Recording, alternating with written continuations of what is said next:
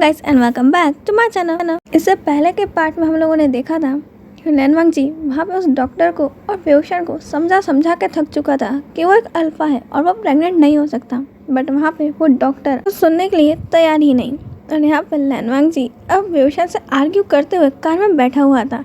वहाँ पे लैनवांग जी की तो वेओशन क्लियर कर रहा था कि लैनवांग जी अभी 9 मंथ्स प्रेग्नेंट होगा। और लैनवांग जी को तो उसने ड्राइविंग सीट पे भी नहीं बैठने दिया। उसने ड्राइवर के बाजू वाली सीट पे बैठाया, बेल्ट लगाया और लैनवांग जी के बैली पे हाथ फेराया। लैनवांग जी अब बस पागल हो चुका था। वो अपने आप को शांत कर रहा था कि कोई बात नहीं, घर चल के मैं तो शांति से समझाता हूँ। लैनवांग जी पूरे रास्ते शांत रहा और तरीके सोचते रहा कि वो कैसे वेओशन को मनाएगा। पक्का इसमें उसकी फैमिली उसकी मदद ज़रूर करेंगी, उसकी मदर ज़रूर समझेंगी और वेओशन के दिमाग में थोड़ी सी अकल डालेंगी। घर पहुंचते ही वेओशन जल्दी से उतरता है, लैनवांग जी को रोकता है कि नहीं तुम डोर मत खोलो। जाके सीट बेल्ट हटाता है, डोर खोलता है और लैनवांग जी को बड़ा प्यार से पकड़ के अंदर ला रहा था।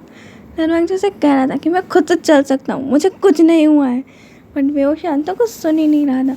और घर में ला के लैनवांग जी को बस काउच पे बिठाता है, उसे पानी देता है, जूस रख देता है, उसके सामने स्नैक्स रख देता है और कहता है कि तुम अच्छे से रहो। और वहाँ पे वो जाके मैडम लैन को बुलाने लगता है, सबको घर में इकट्ठा कर लेता है। वहाँ पे मैडम लैन अब किचन से आते हुए कहती है कि क्या हुआ है, अब इसने क्या कर दिया। वो तो लैनवांग जी भी चिल्लाने ही वाली थी, उतने में वेओशन कहता है कि वांग जी प्रेग्नेंट है। के नसीब में पानी ही नहीं था, बेचारा जो पी रहा था उसे भी वापस उल्टी कर देता है। लैनवांग जी अब खास तो मन में सोचता है कि मैं कभी चैन से पानी पी ही नहीं सकता हूँ। इसे ये बात भी अभी कहनी थी। लैनवांग जी अपनी मदर की तरफ देखता है कि मदर आप तो उसे कहो कि अल्फा प्रेग्नेंट नहीं होता। मैडम लैन कहती है ट्विन से प्रेग्नेंट है या फिर ट्रिपलेट से। ये बात सुन के लैनवांग जी अपना सकर पकड़ लेता है कि कुछ नहीं हो सकता इनका।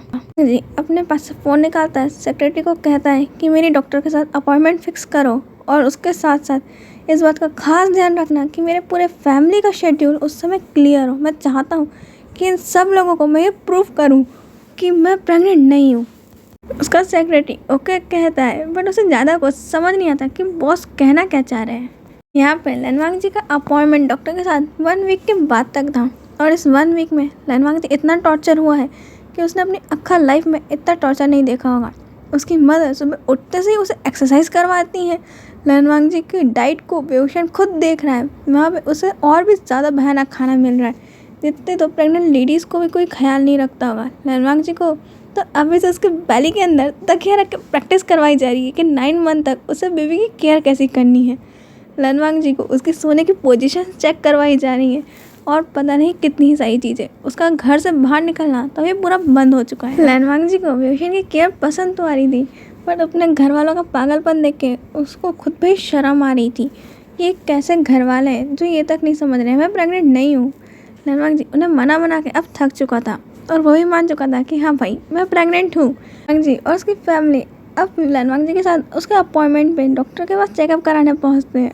डॉक्टर को चेकअप करवाने के बाद सबके सब तो डॉक्टर को रिपोर्ट देखने भी नहीं दे रहे थे और उसके ऊपर सवालों की बारिश कर रहे थे कि बेबीज़ कैसे हैं, क्या वो ठीक है, क्या वो हेल्दी है, लैनवांग जी की कंडीशन तो ठीक है, क्या उन्हें थोड़ा और न्यूट्रिशन फूड खिलाना चाहिए। हम तो इससे कहते हैं कि खाया कर, बट यही कुछ नहीं खाता। बेचारा डॉक्टर कुछ मुंह खोलने जाए, कुछ बोलने जाए, उतने में वहाँ से वेओशन या फिर मैडम लैन कहती हैं कि तुम्हें क्या लगता है सबसे ज़्यादा हेल्दी कौन होगा, बच्चा या फिर माँ, या फिर तुम्हें लगता है कि लैनवांग जी ज़्यादा वीक है, क्या हमें इसे कुछ और विटामिन की चीज़ें प्रिस्क्राइब करनी चाहिए। और डॉक्टर अब टेबल पे हाथ रखता है और कहता है कि क्या आप लोग मुझे कुछ बोलने भी देंगी। मैम आप बस मेरी बात शांति से सुनिए। हाँ मैं मैडम लैन उससे थोड़ी देर घूरती है और वेओशन अब वो सब लोग शांत होकर बैठ जाते हैं। वो कहते हैं कि आपने किस पागल डॉक्टर को दिखाया था और आप कैसे मान सकते हैं कि अल्फा प्रेग्नेंट हो सकता है। लैनवांग जी प्रेग्नेंट नहीं है, उसे सिर्फ फूड पॉइजनिंग हुई थी और आप लोग इतने दिनों से उसका ऐसा ख्याल रख रहे हैं जैसे वो प्रेग्नेंट है। लैनवांग जी की तरफ बेचारा डॉक्टर बड़ा दया वाली भाव से देखता है कि बेचारा। ना पर लैनवांग जी अपनी मदर और वेओशन की तरफ गुस्से में देख रहा था। लैन कहती है तो हमें कहाँ से पता होगा कि वो प्रेग्नेंट नहीं है। वहाँ पे वो डॉक्टर धीरे से कहता है कि बेटे तो कॉमन सेंस है ना कि कोई भी बता सकता है कि अल्फा प्रेग्नेंट नहीं होता है। वहाँ पर लैनवांग जी उठता है, वेओशन का हाथ पकड़ता है और उसे बाहर ले जाता है। मैडम लैन भी उसके पीछे पीछे आती है। लैनवांग जी गुस्से में वेओशन को वॉल पे तरफ करता है और उसे पुश करके दोनों हाथों के अंदर ब्लॉक कर लेता है और कहता है, सो तुम क्या कह रहे थे, तुम मेरी रिस्पॉन्सिबिलिटी लोगे? काहे की रिस्पॉन्सिबिलिटी जब कुछ हुआ ही नहीं? हमारी मिस्टेक, ओ अच्छा, जो हमारा बेबी है उसे मैं अबॉर्ट ना कराऊँ, उसके ऊपर मैं कोई इतने लेक्चर सुनाए, इतने टाइम से टॉर्चर कर रहे हो, अब क्या कि कोई है ही नहीं। कहता है, तुम प्रेग्नेंट नहीं हो इसलिए सेट क्यों हो रहे हो? कोई बात नहीं, मैं तुम्हें प्रेग्नेंट कर दूंगा। लैनवांग जी ओशान को अब किस करता है और कहता है, ओ माय क्यूट डियर, मैं तुम्हें कितने मुश्किल से समझा रहा हूँ, मैं प्रेग्नेंट नहीं हो सकता, प्रेग्नेंट तुम होगे क्योंकि ओमेगा तुम हो। यहाँ पे वेओशन कहता है, तो ठीक है, तुम मुझे प्रेग्नेंट कर दो। ये कहने के बाद वेओशन अपने मुँह पे हाथ रख लेता है कि ये मैंने क्या कर दिया, और उसके बाद वो वहाँ से जाने ही लगता है। पर वो लैनवांग जी के चस्ट से ही टकरा जाता है। वो भूल ही गया था कि सामने ही लैनवांग जी उसे ब्लॉक करके रखा हुआ है। वो लैनवांग जी उसे कहता है कि ओ अच्छा, तो अब तुम मुझे बेबी से प्रेग्नेंट होना चाहते हो, पर अभी तो कोई इंसान मुझे कह रहा था कि हम ऐसी मिस्टेक करनी नहीं चाहिए और वो मेरी रिस्पॉन्सिबिलिटी ले सकता है, तो क्यों ना हम इस चीज़ की रिस्पॉन्सिबिलिटी, तुम कॉन्ट्रैक्ट साइन करो लाइफ टाइम का, ये तुम मेरी लाइफ टाइम रिस्पॉन्सिबिलिटी लोगे। तो तुम इतने टाइम से मुझे पका रहे थे, उसका तुम्हें मेरे को कंपनसेट भी करना पड़ेगा, जो 1 हफ्तों से मेरी ज़िंदगी को तुमने जहन्नुम बना के रखा हुआ था। ओशान अपनी क्यूट सी आइज़ दिखाने लगता है और कहता है, क्या सच में मैं तुम्हें परेशान कर रहा था? तुम्हें बुरा लगा, पर मैं तो तुम्हारी केयर कर रहा था और हमारी बेबी की भी, बट मुझे क्या मालूम था कि तुम प्रेग्नेंट ही नहीं हो। जी अब वेओशन के पास जाता है। वेओशन की आंखों में आंसू आ गए थे, उसे पूछने लगता है और सॉरी करने लगता है कि आई एम रियली सॉरी, मैं प्रेग्नेंट नहीं हूँ, सारी मेरी ही गलती है, पता नहीं मैं ऐसा क्यों हूँ, इतना क्लमसी हूँ कि सारी चीज़ें गड़बड़ घोटाला हो जाती है। और लैनवांग जी तो सारी मिस्टेक अपनी ही बताने लगता है और पीछे मैडम लैन और मिस्टर लैन खड़े हुए थे। मिस्टर लैन तो अपने मन में सोचते हैं, ये लड़का तो पूरा प्यार में पागल हो चुका है, इसे तो ये भी नहीं मालूम है कि ये बोले क्या जा रहा है। मैडम लैन सोचती हैं कि ओ ये लोग कितने प्यारे लग रहे हैं, इनकी शादी की बात करनी चाहिए। यहाँ पे मैडम लैन मिस्टर जियांग से कहती हैं कि तुम लैन कुरैन को, लैन चिचन को और सभी को बता दो कि हमें एक बहुत इंपॉर्टेंट फैमिली मीटिंग करनी है, और वहाँ से वेओशन के विलेज जा रहे हैं उनके विलेज हेड से मिलने के लिए, यानी कि मिस्टर जियांग और मैडम यू से मिलने के लिए। वेओशन अब समय के साथ साथ घर में और भी ज़्यादा क्लिमजी होते जा रहा था, कुछ भी नहीं करता था, बस आता था और काउच पे बैठ जाता था। लैनवांग जी उसकी मसाज करते रहता था, उसके पैरों तक की सिकाई करता था, उसके मुंह में खाना तक खुद खिलाता था। और कहा जाए कि लैनवांग जी घर में आके सिर्फ वेओशन का सर्वेंट बन के सारे काम करते रहता था, जैसे कि हर लड़की को अपना परफेक्ट हस्बैंड चाहिए होता है, ये सारे काम तो लैनवांग जी करता था। वहाँ पर तो सर्वेंट्स भी देख के सोचते थे कि हमें यहाँ नौकरी पे रखा ही काहे को है, जब इन्हें खुद ही सब कुछ करना है। और यहाँ पे मैडम लैन तो अपने ही बेटे को देख के अपने पति को ताना मारती हैं कि देखो, कुछ सीखो अपने बेटे से कि अपनी फ्यूचर वाइफी का कितना ख्याल रखें, और एक तुम्हें देखो कि कुछ नहीं आता। यहाँ पे लैनवांग जी से घर में 2 लोग सबसे ज़्यादा दुखी थे, एक लैन चिचन और दूसरे मिस्टर लैन, क्योंकि ये दोनों के दोनों अपने ओमेगा से रोज़ ये ताना सुन सुन कर थक चुके थे कि लैनवांग जी से कुछ देखो और सीखो कि वेओशन का कितना ख्याल रखता है, और तुम्हें देखो बिल्कुल अनरोमांटिक, कुछ भी नहीं आता।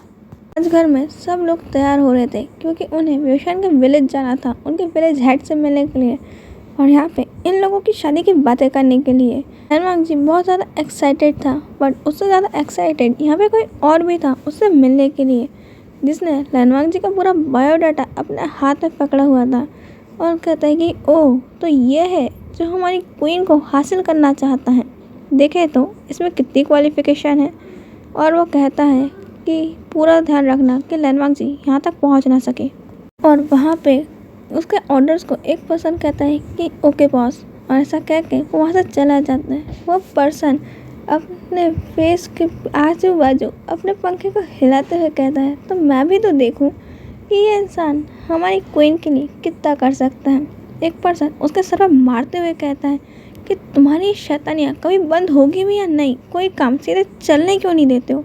वो कहता है, कई चीज़ों में शैतानियाँ में मज़ा आता है मेरी जान, अगर तुम चाहो तो कई शैतानियाँ हम भी कर लें। कह के उसके गोद में चढ़ जाता है और उसे किस करने लगता है। वो पर्सन उसे बेड पे लेटा देता है और कहता है कि तुम कभी सुधरोगे भी या नहीं, कोई काम सीधे क्यों नहीं होने देते हो, तुम्हारी इन शैतानियों के कारण तो मैं तुम पे फिदा हूँ।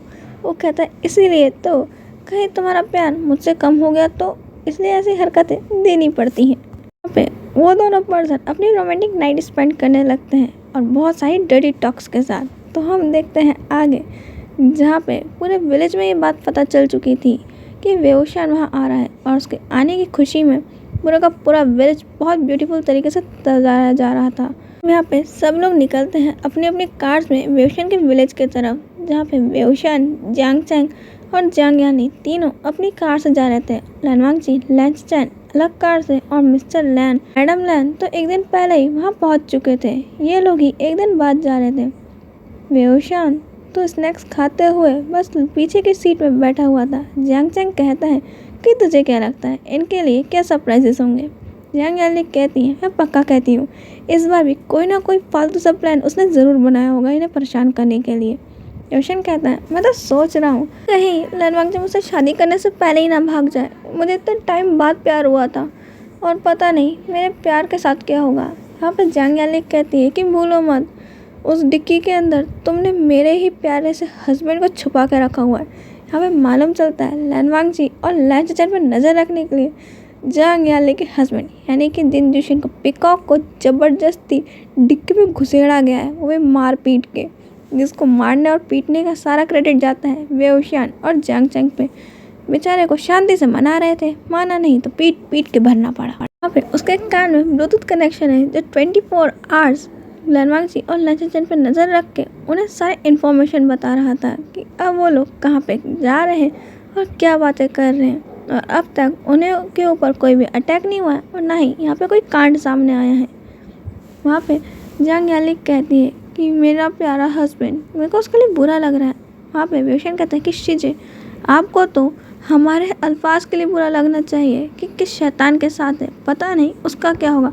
एली कहती है कि मालूम है पिछली बार निहोसन के इन्हीं घटिया प्लान्स के कारण जिन जुशियन तो शादी से ही भाग जाता। वो तो इतना डर चुका था कि वो हर बार ऐसे ही करता है। किसी की भी शादी ढंग से ना होने की उसने कसम खा ली है जब से उसकी शादी हुई है। वहाँ पे वेओशान कहता है, हाँ बट मज़ा भी तो आता है ना कि देखने में कि हमारे अल्फाज हमारे लिए क्या कर सकते हैं और उन्हें परेशान होते देखने में एक अलग ही मज़ा है। मैं तो इंतज़ार नहीं कर पा रहा हूँ घर पे जाके देखने में कि वो लोग क्या कर रहे होंगे। अच्छी बात है कि उसने पूरे रोड में और हर जगह सीसीटीवी कैमरास लगा के रखे हुए हैं इन पर नज़र रखने के लिए। तीनों इसी तरीके से बातें करते हुए अब विलेज में पहुँचते हैं, जहाँ पे बहुत ही ब्यूटीफुल से तैयारी की गई थी उनका स्वागत करने के लिए। और वहाँ पे उनका स्वागत भी बहुत ब्यूटीफुल और ट्रेडिशनल तरीके से किया जाता है। वहाँ से स्पेल हटाया जाता है और उस विलेज का एक और ब्यूटीफुल व्यू सामने आता है, जहाँ पे एक बहुत बड़ा सा मेंशन था। एक नहीं, वहाँ पे कई मेंशन थे। ऐसा कोई कह ही नहीं सकता कि इस विलेज में ऐसे मेंशंस हो सकते हैं। जगह बहुत ज़्यादा ब्यूटीफुल थी और वहाँ पे चारों तरफ एनवायरनमेंट और वहाँ की जगह इतनी खूबसूरत नज़ारे कि स्वर्ग का होने का एहसास तो यहीं दिला दे। और वहाँ की हसीन वादियाँ एक रोमांटिक कपल के लिए बिल्कुल सही है, अपने हनीमून के लिए। वहाँ पे उनका स्वागत होने के बाद वो सबके सबको वेओशान लेके एक बहुत बड़ी सी एलईडी के सामने ले आता है और कहता है, तो हम देखते हैं कि हमारे अल्फाज अभी क्या कर रहे हैं। निहोसन कहता है कि इतनी भी जल्दी क्या है, अभी तो मैंने ट्रबल डालना स्टार्ट भी नहीं करी, अभी से क्या करना अपने अल्फाज पर नज़र रख के। और हाँ, तुम लोग यहाँ से कहीं नहीं जाओगे उसकी मदद करने के लिए। उनके वाईफाई और फ़ोन कनेक्शंस बंद है, वो तुमसे कांटेक्ट कर नहीं सकते हैं और इस जगह का रास्ता वो तब तक नहीं ढूंढ सकते तब तक मैं उनसे खेल के अपना मरना भर लूँ। वहाँ पे मैडम लैन कहती है कि मुझे भी देखना है कि मेरे ये दो निठल्ले बेटे किस काम के हैं। और वो सब बैठ के अब देखने लगते हैं कि ये लोग अभी है कहाँ। लैनवांगजी और लैंसचैन तो पूरा रास्ता ही भटक चुके थे और ढूंढ रहे थे कि यहाँ पे तो उन्हें कुछ नज़र ही नहीं आ रहा है, ना वेओशान की कार ना ही किसी और का कोई नामो निशान। पूरी रास्ता सुनसान पड़ी हुई थी और वो कहीं से भी जाए घूम फिर के एक ही जगह आ रहे थे ऐसा लग रहा है। बेचारे वो लोग टेंशन में आ चुके थे। गूगल मैप ऑन करे तो मैप नहीं होता, कॉल लगाए तो वेओशान को कॉल नहीं लग रहा है। वहाँ पे लैनवांगजी कहता है कि हमें उन्हीं के साथ उनकी कार में आना चाहिए था, बट नहीं, आप कोई ब्रदर भूत चढ़ा हुआ था कि चलो रेस लगाते हैं कि कौन पहले विलेज पहुँचेगा। लैंसचैन कहते हैं कि मुझे क्या मालूम था कि हम रास्ता भटक जाएंगे। यहाँ पर लैनवांगजी कहता है कि जब आपको मालूम है कि हमें कुछ भी नहीं मालूम होता है तो आप ओमेगा से पंगा लेते ही गए को। आपको ही भूत आया था कि नहीं, आपको तो जियांग चैंग से शर्त लगानी थी और खुद के साथ साथ मुझे भी वेओशान से दूर कर दिया। वांग जी की कंप्लेंट सुन के तो लैंसचैन का सर पक गया था। वो कहते हैं कि वांग जी चुप हो जाओ, चुप। मुझे शांति से सोचने दो कि कहाँ से हमें जाना है। लेनवांग जी मुंह फुला के बस कार को ब्रेक मार के बैठ जाता है। जैन कहते हैं कि तुम हटो यार, मैं ड्राइव करता हूँ। पर उतने में आवाज़ आती है कि तुम दोनों चुप हो जाओ, तुम दोनों से कुछ नहीं होने वाला, मैं ड्राइव करता हूँ। वो दोनों देखते हैं कि पीछे से निकल रहा है भूतों की लाश की तरह जिन जुशियन, और वो दोनों एक साथ चिल्ला देते हैं। कहते हैं कि चुप हो जाओ, ये मैं हूँ, मैं जांग याली का हस्बैंड जिन जुशियन। वो कहते हैं तो हस्बैंड हो तो इंसानों की तरह आओ ना, तुम लाशों की तरह क्यों निकल रहे हो पीछे से हमारी डिक्की से, तुम हमारे कार में आए कब।